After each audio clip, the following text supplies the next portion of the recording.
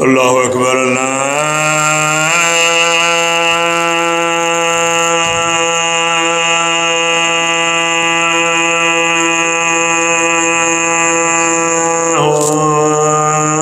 اکبر اللہ اکبر اللہ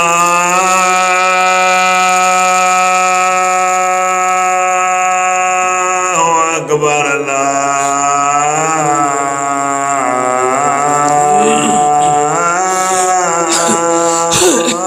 اکبر اللہ اکبر اللہ اکبر اشہد ان لا الہ الا اللہ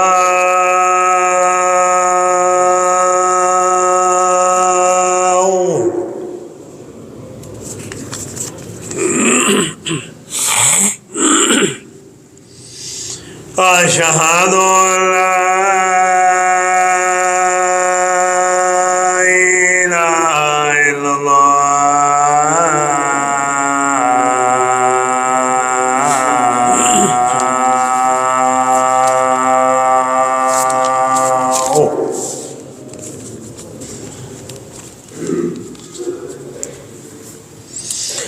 اشہد ان محمد رسول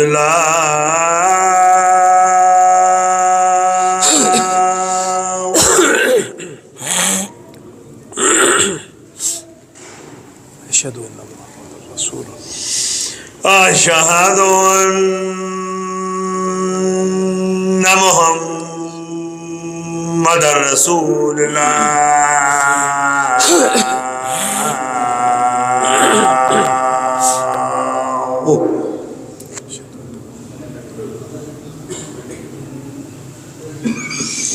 حی علی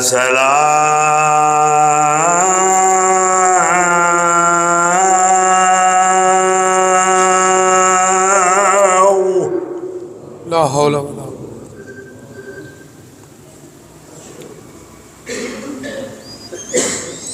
حی علی الصلاۃ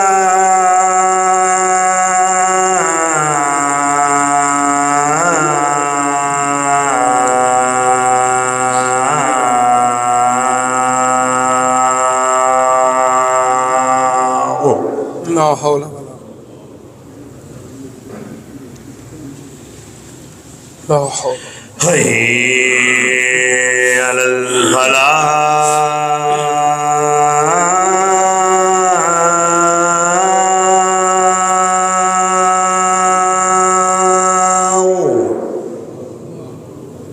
لا حول ولا حی علی الفلاح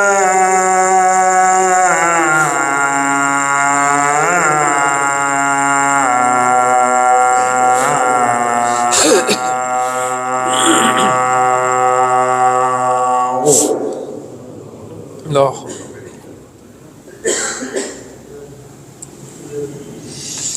اللہ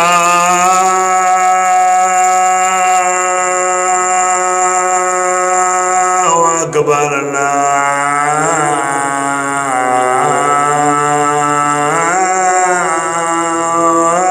اکبر اللہ اکبر اللہ اکبر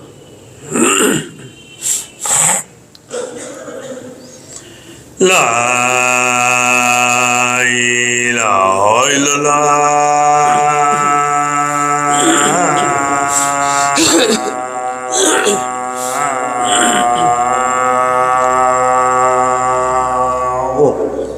لا الہ الا اللہ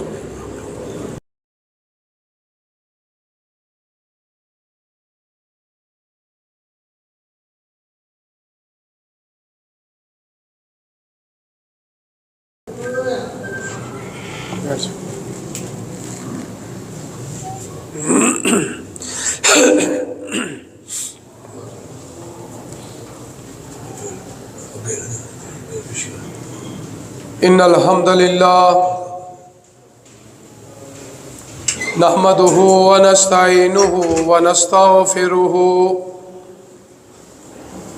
ونعوذ بالله من شرور أنفسنا ومن سيئات أعمالنا من يهده الله فلا مضل له ومن يضلل فلا هادي له أشهد أن لا إله إلا الله وحده لا شريك له وأشهد أن محمدًا عبده ورسوله صلى الله عليه وسلم يا أيها الذين آمنوا اتقوا الله حق تقاته ولا تموتن إلا وأنتم مسلمون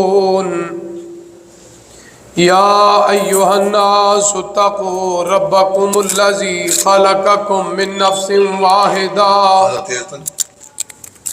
وخلق منها زوجها وبث منهما رجالا كثيرا ونساء واتقوا الله الذي تساءلون به والأرحام إن الله كان عليكم رقيبا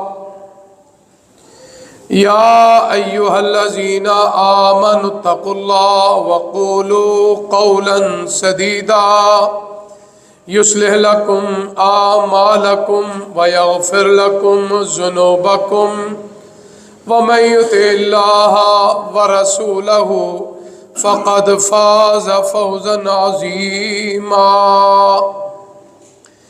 أما بعد فإن خير الحديث كتاب الله وخير الهدي هدي محمد صلى الله عليه وآله وسلم وشر الأمور محدثاتها وكل محدثة بدعة وكل بدعة ضلالة وكل ضلالة في النار إن الله وملائكته يصلون على النبي يا أيها الذين آمنوا صلوا عليه وسلموا تسليما اللهم صل على محمد وعلى آل محمد كما صليت على إبراهيم وعلى آل إبراهيم إنك حميد مجيد اللهم بارك على محمد وعلى آل محمد كما باركت على إبراهيم وعلى آل إبراهيم إنك حميد مجيد اللهم ربنا آتنا في الدنيا حسنة وفي الآخرة حسنة وقنا عذاب النار ربنا ظلمنا أنفسنا وإن لم تغفر لنا وترحمنا لنكونن من الخاسرين رب اشرح لي صدري ويسر لي أمري واحلل عقدة من لساني يفقهوا قولي اللهم وفقنا لما تحب وترضى اللهم اشف مرضانا ومرضى المسلمين اللهم اشف مرضانا ومرضى المسلمين اللهم اشف مرضانا ومرضى المسلمين رب ارحمهما كما ربياني صغيرا رب ارحمهما كما ربياني صغيرا رب ارحمهما كما ربياني صغيرا اللهم إنك عفو تحب العفو فاعف عنا اللهم إنك عفو تحب العفو فاعف عنا اللهم إنك عفو تحب العفو فاعف عنا اللهم اللهم انصر الإسلام والمسلمين اللهم انصر الإسلام والمسلمين اللهم اعز الإسلام والمسلمين اللهم انصر الإسلام والمسلمين. قال الله تبارك وتعالى في القرآن المجيد والفرقان الحميد أعوذ بالله السميع العليم من الشيطان الرجيم من همزه ونفخه ونفسه لا حول ولا قوة إلا بالله العلي العظيم. بسم الله الرحمن الرحيم. إن الله لا يغفر أن يشرك به ويغفر ما دون ذلك لمن يشاء ومن يشرك بالله فقد ضل ضلالا بعيدا. صدق اللہ العظیم. بے شک اللہ اس مرد عورت کو معاف نہیں کریں گے جو اللہ کی ذات میں اللہ کی صفات میں کسی اور کو شریک کرتا ہے. اس کے علاوہ جتنے بھی گناہگار مرد عورت اللہ اپنی خاص رحمت سے فضل سے کرم سے رب العالمین اس مرد عورت کے گناہ معاف کر دیں گے. جو اللہ کے ساتھ شرک کرتا ہے کسی کو شریک کرتا ہے فقد ضل ضلالا بعیدا وہ بہت بہت دور کی گمراہی میں ہے. حضرات محترم میرے قابل احترام بزرگوں دوستوں بھائیوں بسد قابل احترام میری ماؤں معززات موقرات میری بہنوں اور بیٹیوں ہر قسم کی حمد و ثنا اللہ وحدہ ذات لا شریک کے لیے جو پوری کائنات کا خالق مالک رازق اور مشکل کشا ہے.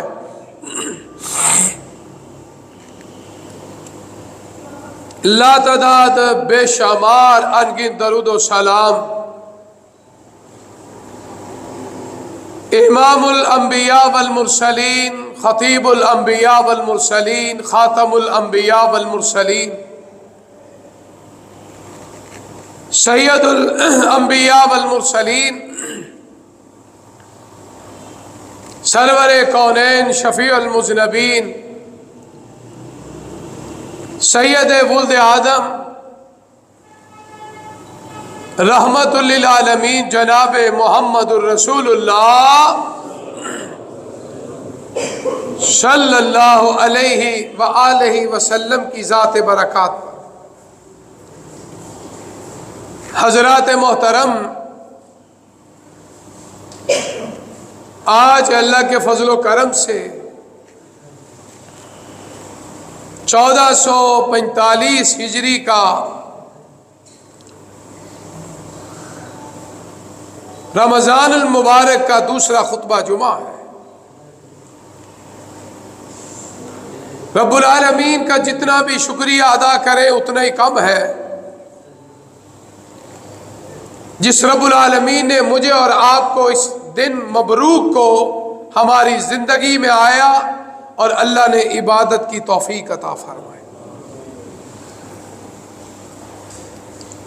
آج کا خطبہ جمعہ بڑے اہم موضوع پہ ہے.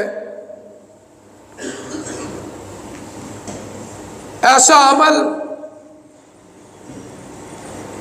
جس کی وجہ سے ہماری ساری نیکیاں تباہ و برباد ہو جاتی ہیں.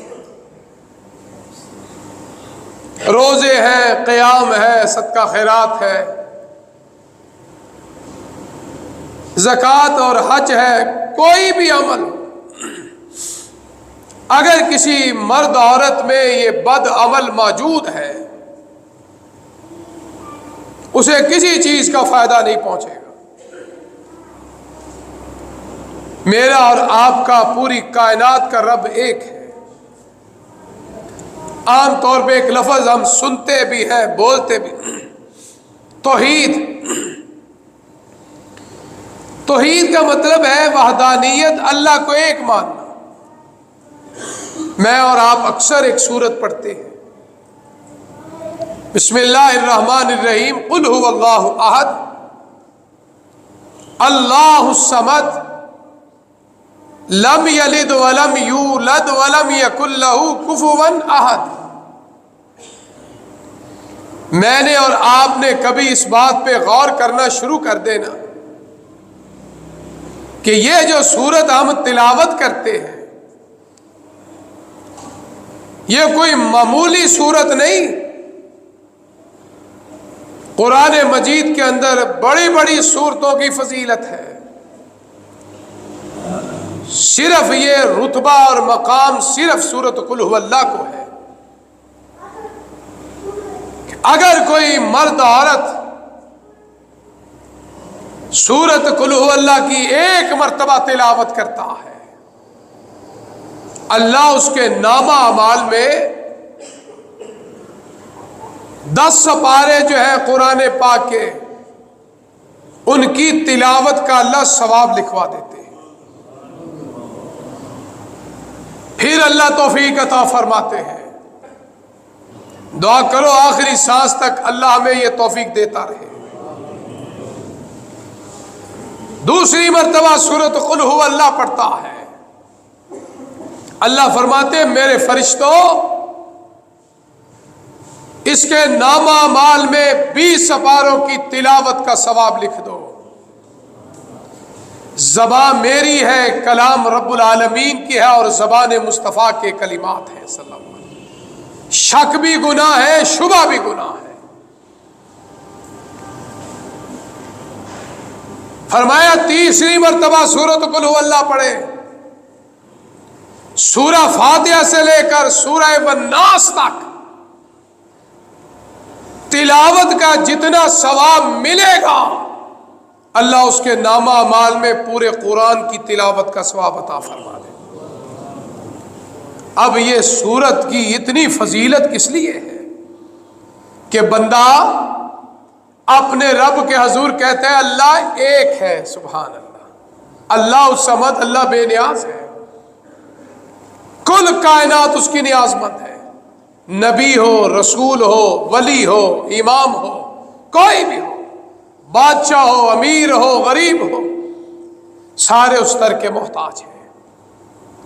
صرف فرعون ایسا ایک بدبخت تھا جس نے ایک جملہ بولا، آج بھی قرآن مجید کے اندر ہے اور قیامت تک اللہ کے محبوب کی امت پڑھتی رہے گی، انا ربکم الاعلی۔ اس بدبخت نے کہا تھا کہ لوگوں میں تمہارا بڑا رب ہوں، استغفر اللہ۔ اللہ نے اس کو ذلیل کر دیا، رسوا کر دیا، عبرت کا مقام بنا دیا، کیونکہ اللہ کو ایسا بندہ، ایسی عورت پسند نہیں۔ بڑا کون ہے؟ اللہ ہے۔ وحدانیت صرف اللہ کو لائق ہے۔ آپ دوسرا ایک جملہ سنتے ہیں، وحدہ لا شریک، اے اللہ آپ اکیلے ہیں، آپ کا شریک بھی کوئی نہیں۔ ایک محدث نے بڑا خوبصورت نقطہ لیا، اللہ کے مثل بھی کوئی نہیں، جس طرح اللہ کی قرآن پاک کی ساتھ ولم یکن لہ کفوا احد، کوئی آدمی تشبیہ بھی نہیں دے سکتا، کوئی آدمی مغالطہ بھی نہیں دے سکتا۔ اللہ کے 100 نام ہیں، اللہ کا ذاتی نام اللہ ہے، 99 ایک کم 100 اللہ کے صفاتی نام ہیں۔ طلباء جانتے ہیں اسماء الحسنہ، اللہ کے خوبصورت اور اچھے اچھے نام ہیں۔ اللہ کی صفات کے اندر بہت سے نام، عام طور پہ جو ہمارے ہاں مستعمل زیادہ ہے، اللہ سمیع ہے۔ میرا اور آپ کا ایمان ہونا چاہیے کہ جس طرح رب سنتا ہے کوئی اور سن نہیں سکتا۔ اللہ کی صفت ہے بصیر، جس سے رب دیکھتا ہے کوئی اور دیکھ نہیں سکتا، اس کا نام توحید ہے۔ اگر کوئی مرد عورت اس بات کو ذہن میں رکھے کہ جس طرح رب سنتا ہے استغفر اللہ ثم استغفر اللہ، کوئی اور سنتا ہے اسی کا نام تو شرک ہے، کوئی اور دیکھتا ہے اسی کا نام شرک ہے۔ اللہ کی صفت ہے وہاب، اللہ عطا کرنے والا ہے۔ اگر کوئی بندہ سمجھے کہ مجھے فلاں عطا کرتا ہے استغفر اللہ، اللہ کی صفت ہے رازق، کوئی بندہ کہے مجھے فلاں رزق دیتا ہے، اسی کا نام شرک ہے نا۔ اور آپ نے اس قرآن پاک کی سورہ نساء کی آیت کو سن لیا اور آپ نے کتنی مرتبہ پڑھی بھی ہوگی الحمدللہ۔ اللہ نے کھلم کھلا اعلان فرما دیا ہے، اے روزے دارو سن لو، روزہ قبول کروانا ہے، سحری میں برکت ڈالنی ہے، افطاری میں خیر اور برکت کا نزول چاہتے ہو، قیام اللیل قبول کروانا چاہتے ہو تو فرمایا پھر شرک کی گندگی سے باز آ جاؤ۔ اللہ نے واضح اعلان فرما دیا ہے، جتنے مرضی گناہ ہو جائے اگر اس میں شرک کی غلاظت نہیں، شرک کی نجاست نہیں، شرک کی گندگی نہیں تو رب کا اعلان سن لو، فرمایا زمین سے لے کر آسمان تک گناہ ہی گناہ لے کر آ جائے، ساری زندگی رات دن گناہ بھی کرتا رہے تو یہ خلا اور فضا کو پر نہیں کر سکتا۔ فرمایا میرا بندہ اتنے گناہ لے کر آ جائے اگر اس میں شرک نہیں، اللہ فرماتے میں اتنی بخشش لے کر آؤں گا اس کے سارے گناہ معاف کر دوں۔ اب میں نے اور آپ نے اپنا تزکیہ نفس کرنا ہے، میں نے اور آپ نے اپنا محاسبہ کرنا ہے۔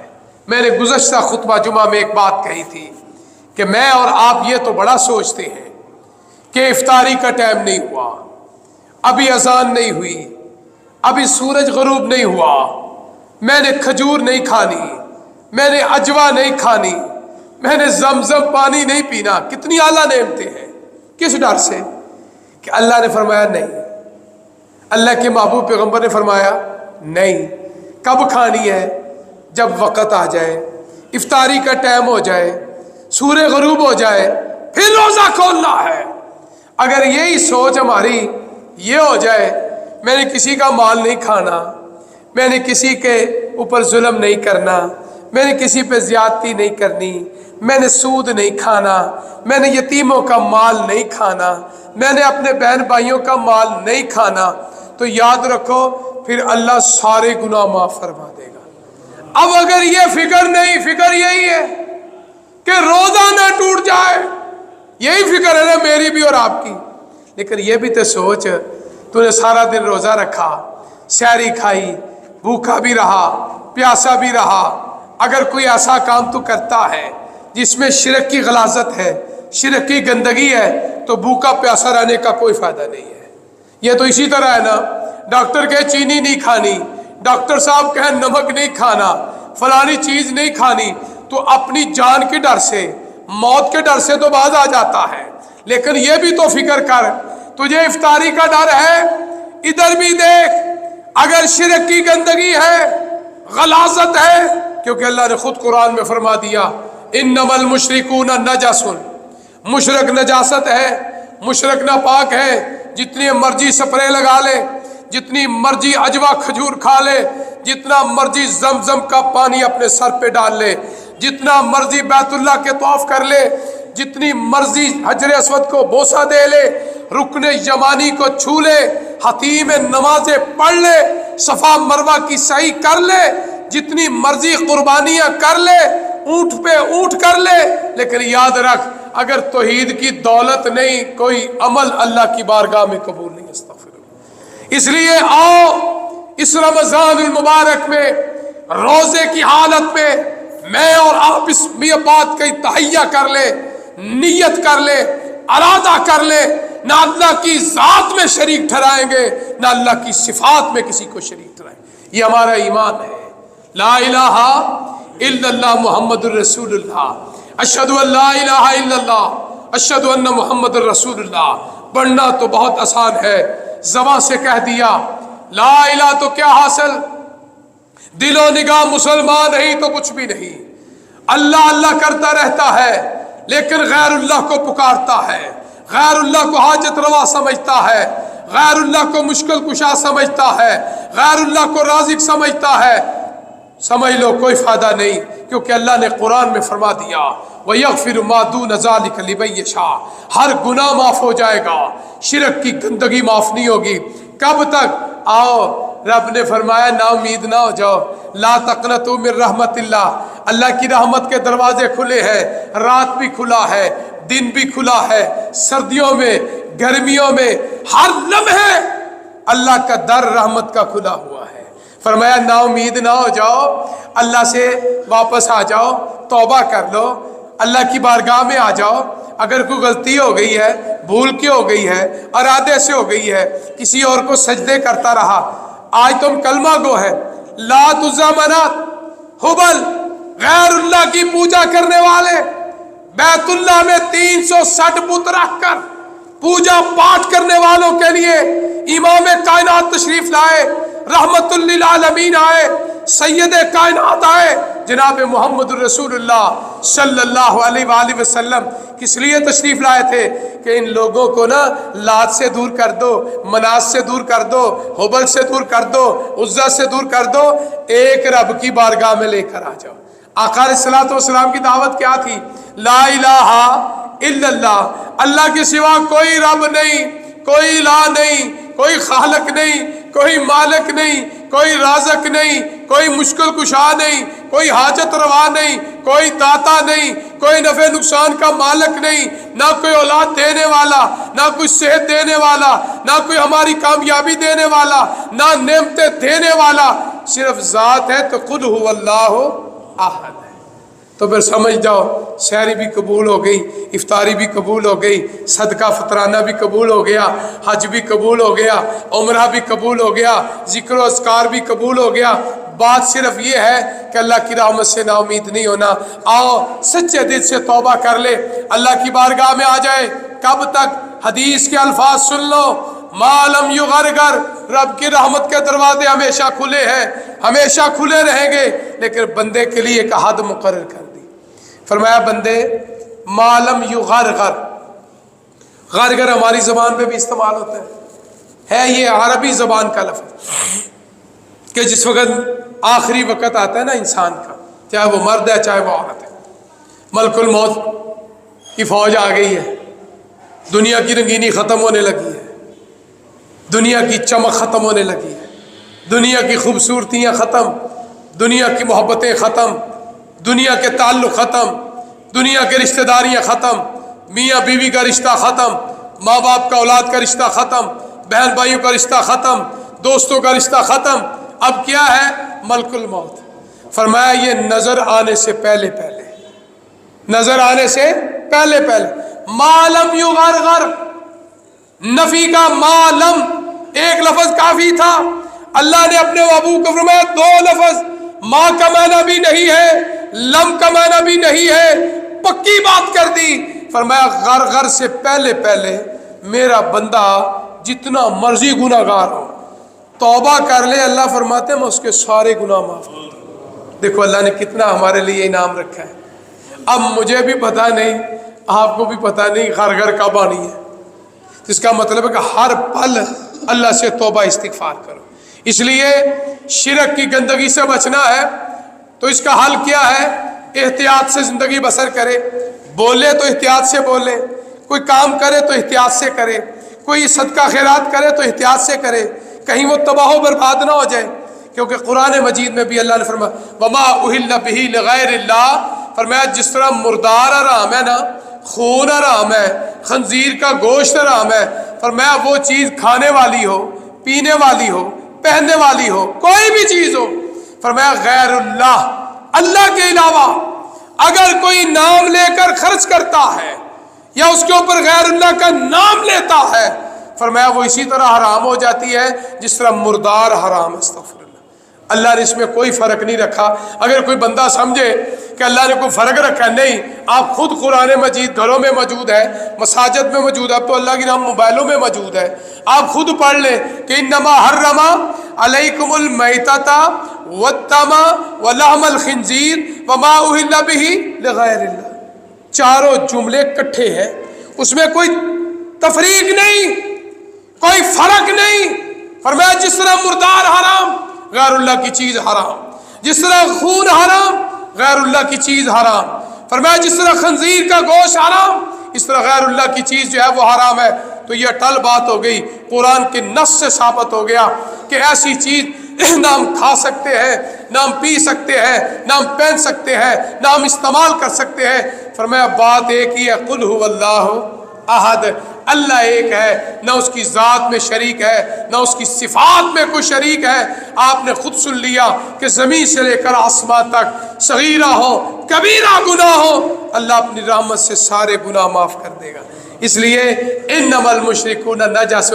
آؤ اپنی نوجوان نسل، دنیا کا علم بہت ہو چکا ہے، سائنس کا علم بہت ہو چکا ہے، کوئی اس میں کمی نہیں، دنیا میں علم کا انقلاب آ چکا ہے، لیکن آج بھی شرک کی گندگی بہت زیادہ ہے اور اس میں کلمہ گو مسلمان بھی شامل ہے. میں یہ سمجھتا ہوں آج علماء کی، خطباء کی، ائمہ کرام کی بہت بڑی ذمہ داری ہے کہ اللہ کے محبوب پیغمبر کی امت کو ذات کے شرک سے، صفات کے شرک سے ان کو بچا لیا جائے. کہ شرک سے کس طرح بچنا ہے، قرآن پڑھا جائے تاکہ سمجھ میں آئے. کس طرح؟ ترجمے کے ساتھ پڑھو. آپ دوست پرانے بزرگ جانتے ہیں ہندوستان میں ہمارے علماء کرام نے سب سے پہلے جب قرآن پاک کا ترجمہ کیا اس وقت کے بعد لوگوں نے بڑے بڑے کفریہ فتوے لگائے، لیکن آج اللہ کا شکر ہے قرآن مجید اللہ کی کلام ہے. کیونکہ ہم اجمی لوگ ہیں، ہمیں عربی نہیں آتی، تو ہمیں چاہیے نا کہ قرآن پڑھو ساتھ اس کا ترجمہ بھی پڑھو. انشاءاللہ الرحمن کسی کی تشریح کی ضرورت نہیں ہے.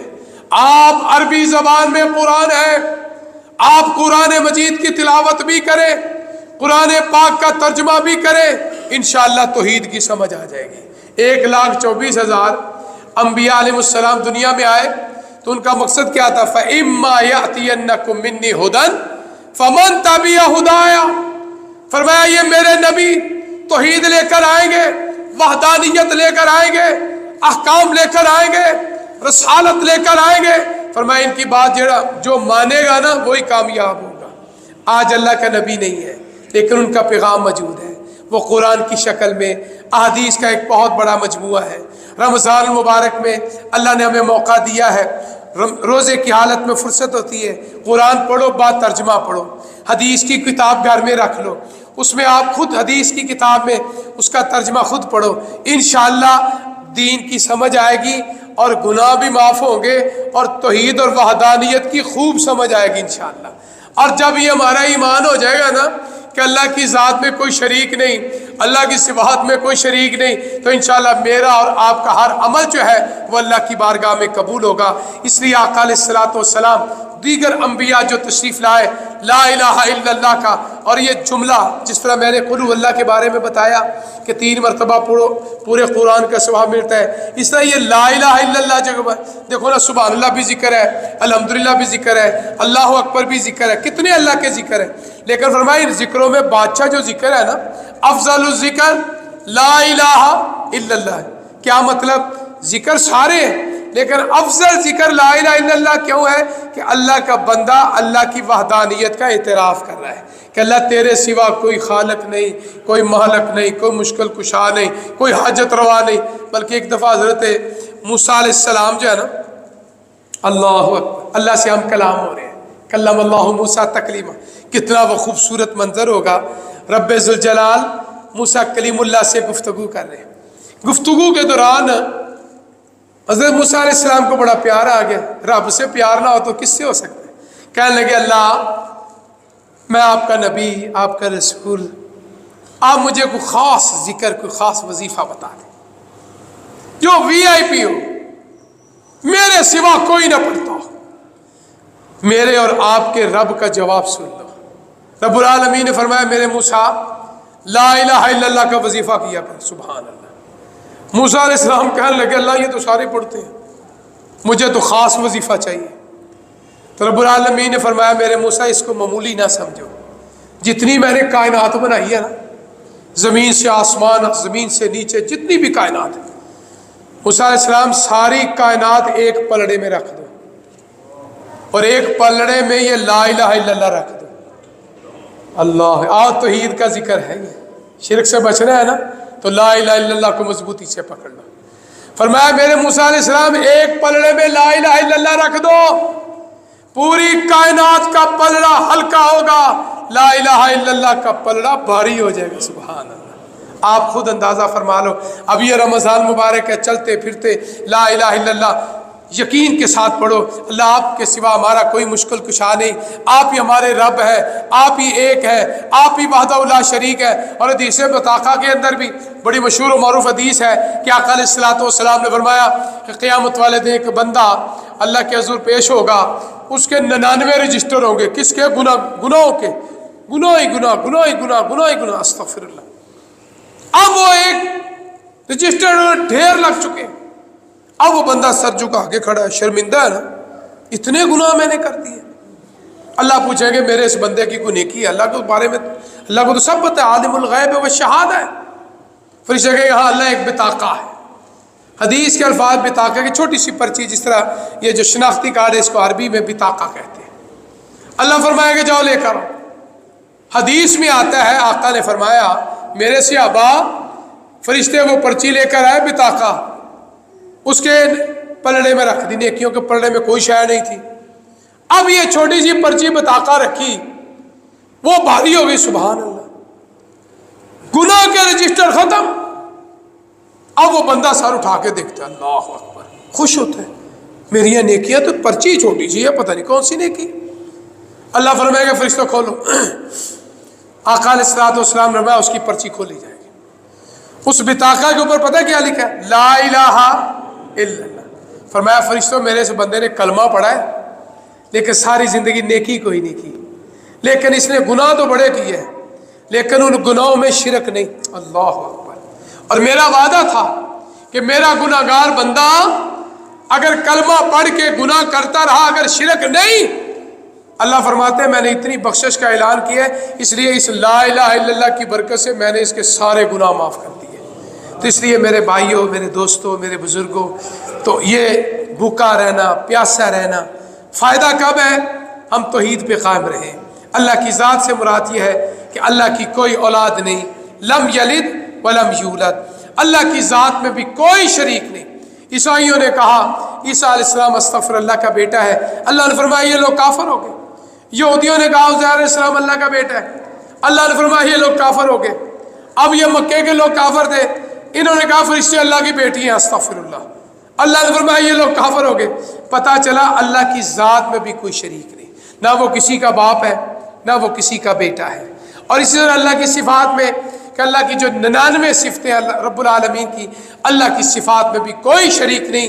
اس لیے میرا اور آپ کا ایمان ہے کہ اللہ سمیع ہے. جس طرح رب سنتا ہے کوئی اور سن نہیں سکتا، جس طرح رب دیکھتا ہے کوئی اور دیکھ نہیں سکتا. جب ہم اس بات پہ آ جائیں گے تو انشاءاللہ الرحمن میرا اور آپ کا چھوٹے سے چھوٹا عمل، بڑے سے بڑا عمل جو ہے انشاءاللہ قبولیت کے درجے کو پہنچ جائے گا. یہ بھوکا رہنا، یہ پیاسا رہنا، یہ روزہ رکھنا، یہ سحری اور افطاری کرنا اللہ کے فضل و کرم سے انشاءاللہ قبول و منظور ہوگا. لیکن چابی کیا ہے؟ وہ کیا ہے؟ وہ توحید ہے. اس لیے جب تک میری اور آپ کی زندگی ہے رب العالمین ہمیں ہر قسم کی شرک کی گندگی سے محفوظ فرما، ہماری نسلوں کو بھی شرک کی گندگی سے محفوظ فرما. یہ یقین کر لو کہ ہر چیز کا مالک اللہ ہے، ہر چیز عطا کرنے والا اللہ ہے، کیونکہ ہمارا ایمان ہے کہ مسبب الاسباب اللہ کی ذات، اب سبب بھی اللہ نے پیدا کرنا ہے. کسی انسان کے لیے اللہ تعالیٰ سبب آسانی کے ساتھ کر دیتے ہیں. تو اس لیے اللہ کے حضور دعا ہے کہ رب العالمین مجھے اور آپ کو شرک سے بچائے، شرک کی گندگی سے محفوظ فرمائے.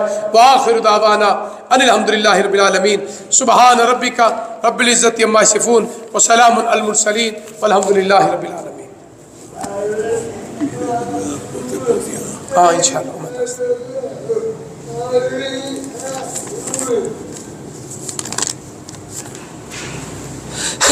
بیٹھ جو بیٹا.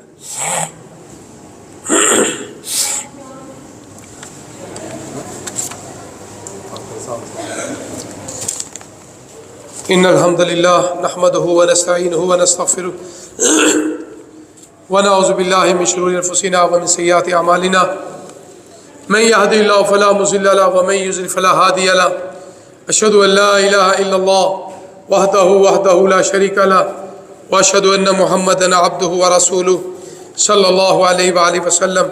أما بعد فإن خير الحديث كتاب الله وخير الهدي هدي محمد صلى الله عليه وآله وسلم وشر الأمور محدثاتها وكل محدثة بدعة وكل بدعة ضلالة وكل ضلالة في النار. إن الله وملائكته يصلون على النبي يا أيها الذين آمنوا صلوا عليه وسلموا تسليما. اللهم صل على محمد وعلى آل محمد كما صليت على إبراهيم وعلى آل إبراهيم إنك حميد مجيد. اللهم بارك على محمد وعلى آل محمد كما باركت على إبراهيم وعلى آل إبراهيم إنك حميد مجيد. اللهم ربنا آتنا في الدنيا حسنة وفي الآخرة حسنة وقنا عذاب النار. یہ ایک مسئلے کی وضاحت ہے. زکوٰۃ کے مسئلے میں یہ بات رہ گئی تھی کہ جو ماں باپ ہیں ان پہ زکوٰۃ نہیں لگتی، اولاد پہ زکوٰۃ نہیں لگتی.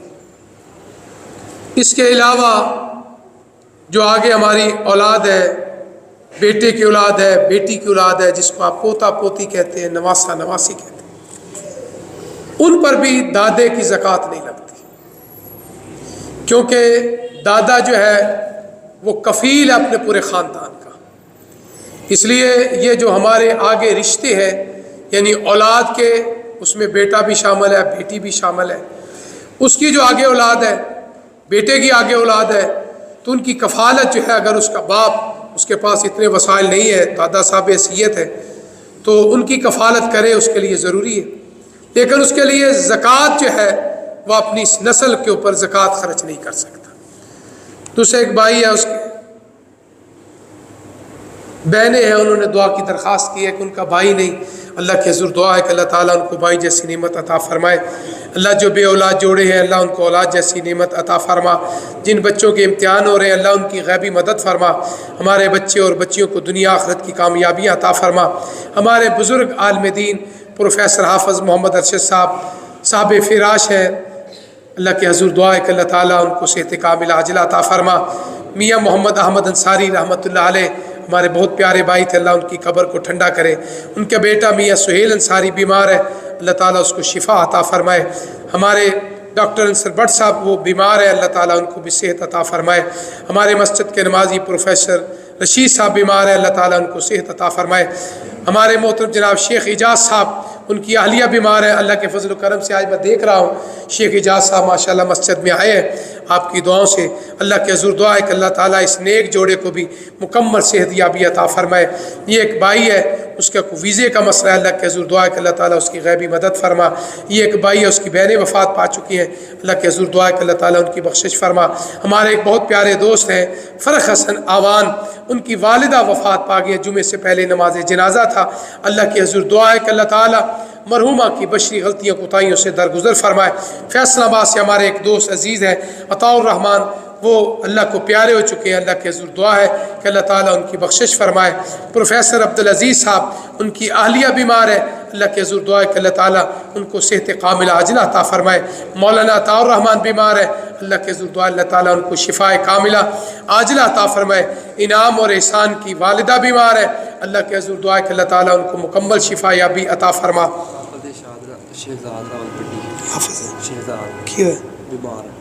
ہمارے بہت پیارے بھائی حافظ شہزاد صاحب راول پنڈی والے، وہ بیمار ہیں، اللہ کے حضور دعا ہے کہ اللہ تعالیٰ ان کو شفا عطا فرما.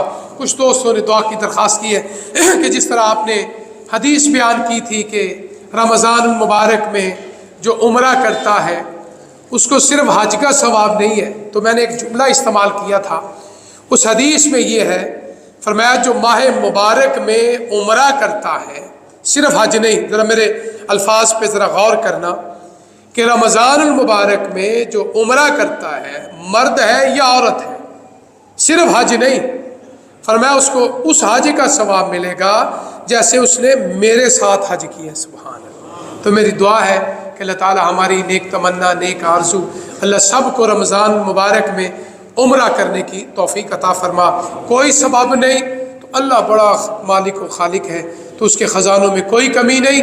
اے اللہ جن کے پاس بظاہر کوئی سبب نہیں، اللہ ان کے لیے سبب پیدا فرما تاکہ وہ بھی ماہ مبارک میں تیری توفیق سے، فضل سے، آقا علیہ الصلوۃ والسلام کے ساتھ جو حج کی سعادت ہے کرے گا عمرہ، لیکن کھاتے میں آقا کے ساتھ حج جتنا اللہ ثواب لکھیں گے انشاءاللہ۔ تو اس لیے اللہ کے حضور دعا ہے کہ اللہ تعالیٰ سب کو توفیق عطا فرمائے۔ تو یہ ایک اور ہے قطع تلقین۔ تو میں نے یہ بہت دفعہ بات کی ہے کہ صلہ رحمی ضرور کیا کرو، اپنے رشتہ داروں سے اچھا سلوک کیا کرو، قطع تلقین نہ کیا کرو۔ ہاں ایک فطرتی بات ہے، کوئی رشتہ دار آپ کو تنگ کرتا ہے، تکلیف دیتا ہے، کوئی جادو ٹونے کرتا ہے، کوئی بدماشی کرتا ہے، سارے ایک جیسے نہیں ہوتے، اس میں کوئی نہ کوئی ہوتا ہے۔ میرے بھی رشتہ دار ہیں، آپ کے بھی رشتہ دار ہیں، کوئی حاسد قسم کا بھی ہو سکتا ہے، کوئی غیبت بھی کرتا ہے، کوئی چغلی بھی کرتا ہے۔ ہمارے لیے ایک ہی حکم ہے، وَإِذَا خَاطَبَهُمُ الْجَاهِلُونَ قَالُوا سَلَامًا۔ تعلق نہ ختم کرو، بائیکاٹ نہ کیا کرو، سلام کی حد تک ہو جاؤ، یعنی آپ اسے سلام دعا کر دیا کرو، پہل کر لو۔ اگر وہ سلام نہیں نہ لیتا، مثلا آپ کہتے بھائی السلام علیکم، وہ کہتا پھر غلط، تو پھر آپ بری ہو گئے۔ اب میری بات بے غور سے سن لو کہ میری یا آپ سے کسی رشتہ دار سے ناراضگی ہے کسی بھی مسئلے میں، پہلی بات تو یہ ہے کہ اگر آپ کے ہاتھ سے کوئی زبان سے یا کوئی مال کھایا اس کا، تو پھر تو اسے ایک تو معافی مانگ لو، اس کا حق ادا کر دو، صلح ہو جائے گی۔ ایک یہ کہ بے جائی لڑائی ہے، کوئی مسئلہ ہی نہیں، بعض رشتہ داروں میں ایسے بھی ہوتے ہیں، بے جائی دشمنی ہو رہی ہے، تو اس کا حل کیا ہے کہ آپ جا کے اس سے سلام لے لو کہ بھائی رمضان مبارک کا مہینہ ہے، میں نے روزہ رکھنا ہے، میں نے حج پہ جانا ہے، میں نے عمرہ کرنا ہے، میں نے اللہ کے گھر میں نماز پڑھنی ہے، میں نے بیت اللہ جانا ہے، میں نے مسجد نبی میں جانا ہے، تو یار تو مجھے معاف کر دے، السلام علیکم۔ اچھا اگر وہ آپ نے ہاتھ آگے کیا نا، پہل کر دی نا، تو حدیث میں آتا خیرکم من بدأ بالسلام، آپ خیر میں ہو گئے۔ اگر وہ آپ کا ہاتھ چھڑک دیتا ہے، آپ کا ہاتھ نہیں پکڑتا، آپ کے سلام کا جواب نہیں دیتا، آپ نے حجت پوری کر دی ہے۔ میری بات پھر واضح ہو گئی ہے کہ آپ نے اپنی حجت پوری کر دی۔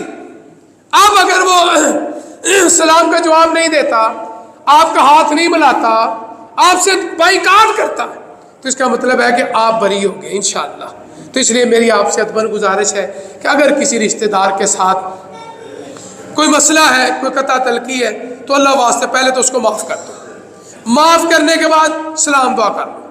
اگر وہ سلام کر لے ٹھیک ہے، نہیں کرتا تو پھر ٹھیک ہے، بات ختم ہوگی، کیونکہ قرآن کی سائے سے یہ مسئلہ حل ہو گیا کہ وَإِذَا خَاطَبَهُمُ الْجَاهِلُونَ قَالُوا سَلَامًا، ان کو سلام کرو، ان سے دور ہو جاؤ، اپنی سائڈ بدل لو، اپنا رستہ بدلو، اپنی گلی بدل لو، اپنا محلہ بدل لو، تاکہ لڑائی نہ بڑھے، جھگڑا نہ بڑھے، دشمنی نہ بڑھے۔ تو اس لیے اللہ کے حضور دعا ہے کہ اللہ تعالیٰ پہلی بات ہے میرے اور آپ کے دل کو اللہ نرم کر دے، ہم کسی کے بارے میں برا نہ سوچیں، کسی کے بارے میں بدخواہی نہ کریں، غیبت نہ کریں، چغلی نہ کریں، حسد نہ کریں۔ انشاءاللہ پھر میرا اور آپ کا روزہ انشاءاللہ قبول ہو جائے گا، اور پھر قیامت والے دن اللہ کا مجھے اور آپ کو اللہ اپنا دیدار نصیب فرمائے گا، یہ بہت بڑی خوشی ہے۔ تو اس لیے انشاءاللہ الرحمن اس اتوار کو افطاری کے موقع پہ حافظ احسان اللہ درس قرآن جی ارشاد فرمائیں گے، جو سنا اللہ مجھے اور آپ کو اس پہ عمل کرنے کی توفیق عطا فرمائے۔ ان اللہ یامر بالعدل والاحسان وایتاء ذی القربى وینہی عن الفحشاء والمنکر والبغی یعظکم لعلکم تذکرون اذکروا اللہ یذکرکم وادعوہ یستجب لکم ولذکر اللہ اعز واجل واتم واعظم اکبر۔ جو دوست کھڑے ہیں بھائی ان کو بھی جگہ دے دیں، ذرا قریب ہو جائے۔